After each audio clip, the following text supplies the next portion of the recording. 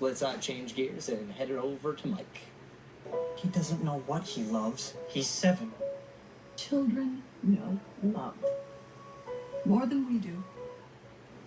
Powerful new short film makes its debut tonight here in Dayton. David Beck wrote For Francis and is here to talk about the film and what inspired him to tell the story. David, thanks so much for joining us. Thanks for having me, Mike. We appreciate it. It's a very impressive work of cinematography there. It's a 15-minute film. It's a 15-minute film. You'll submit this to all those festivals all over the world, including the big ones, the Sundance, Berlin International. Festival, That's right. St. Louis, yeah. All right. Well, your debut of it here in Dayton is a way to say thanks, because you're a Dayton kid, actually from Kettering. What's the premise of For Francis? For Francis is about a little boy named Francis, and he wants to wear a dress.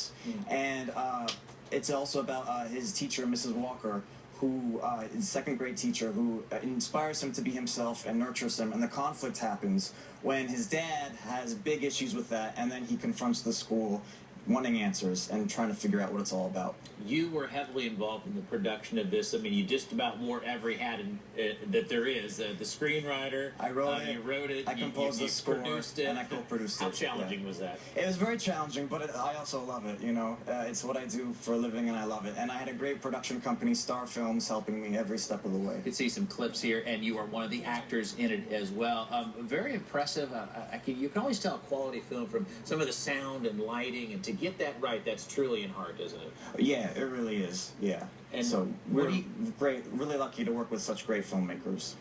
There was a Kettering teacher that inspired one of the actors in the movie, inspired by a Kettering teacher. That's right. The character Ms. Walker is inspired by my real-life teacher, Mrs. Walker, from St. Charles School. She's still a teacher there.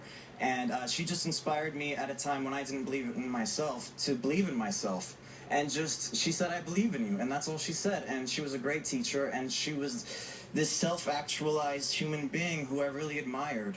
And I think we need more teachers like that. And I will say that when I wrote this at the time, I had no idea that the Archdiocese of Cincinnati and the superintendent, Dr. Jim Rigg, would be making this teacher mandate and making these Catholic school teachers sign this doctrine saying that they don't believe in these things, and they're just instilling fear and perpetuating all these myths and these bullying things that my film is trying to kind of tear down. Yeah, so one of the points of the film is to break down some biases, correct some misunderstandings that sometimes for kids that things are okay, right? That's right. You know, I know that this whole idea is very new to a lot of people, especially in this area.